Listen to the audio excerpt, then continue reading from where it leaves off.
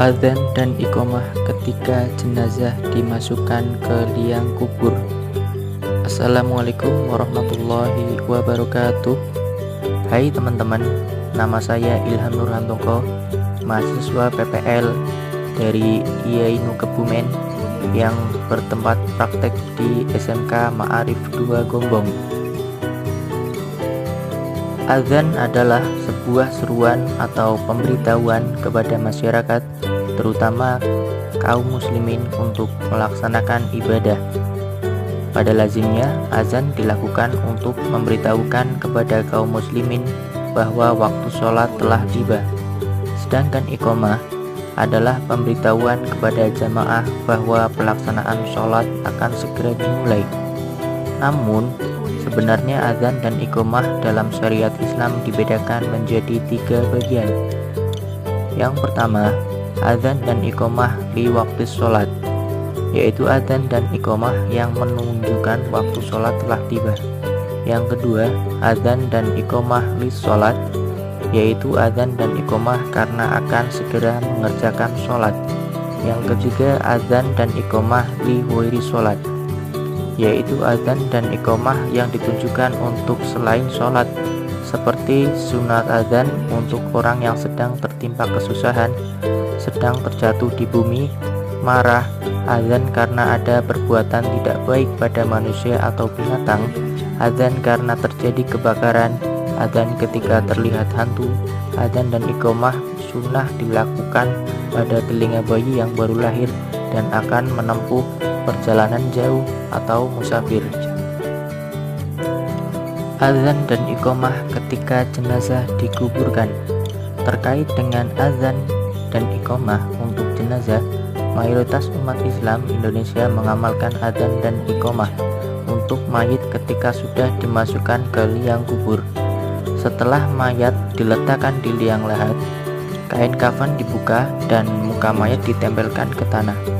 Sembari menghadap kiblat, salah satu dari orang yang menguburkan, utamanya dari keluarga jenazah, turun di lubang galian kubur dalam posisi berjongkok menghadap ke arah kepala jenazah, lalu mengumandangkan azan dan iqamah sebagai bentuk penghormatan terakhir. Hukum azan dan iqamah ketika jenazah dikuburkan. Hukum azan dan iqamah ketika menguburkan mayit terjadi khilaf atau perbedaan ulama.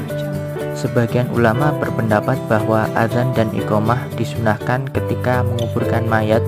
Kesunahan ini dikiaskan dengan kesunahan mengazankan anak yang baru lahir.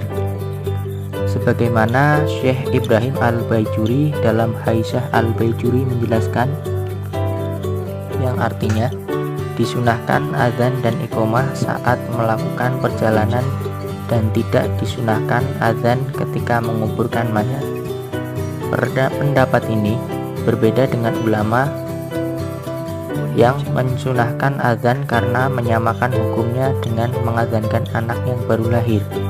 Ibnu Hajar berkata, saya menolaknya dalam syarah Al-Ubab, akan tetapi jika penguburan mayat bersamaan dengan azan, maka mayat ini diringankan dalam menjawab pertanyaan di kubur.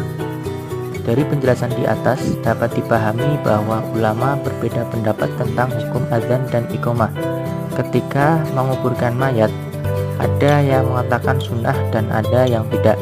Perbedaan ini didasarkan pada perbedaan mereka dalam memahami hadis Nabi. Ulama yang mengatakan tidak sunnah berargumentasi dengan tidak adanya dalil spesifik dan pasti terkait permasalahan ini, sementara ulama yang membolehkannya dengan menganalogikan kasus ini dengan kesunahan mengazankan anak yang baru lahir. Meskipun tidak ada dalil spesifik, namun perlu diingat bahwa azan dan iqamah termasuk bagian dari zikir. Sebagaimana diketahui, zikir disunahkan melafalkannya kapanpun dan dimanapun, kecuali di tempat-tempat yang dilarang seperti saat buang hajat. Dan kesimpulannya yaitu mengazankan mayit dibolehkan karena bagian dari zikir kepada Allah Subhanahu wa Ta'ala. Hikmahnya sebagaimana pendapat Ibnu Hajar di atas, membantu mayit dan meringankannya dalam menjawab pertanyaan malaikat mungkar dan nakir di alam barzah atau alam kubur. Sekian dari saya. Wassalamualaikum warahmatullahi wabarakatuh.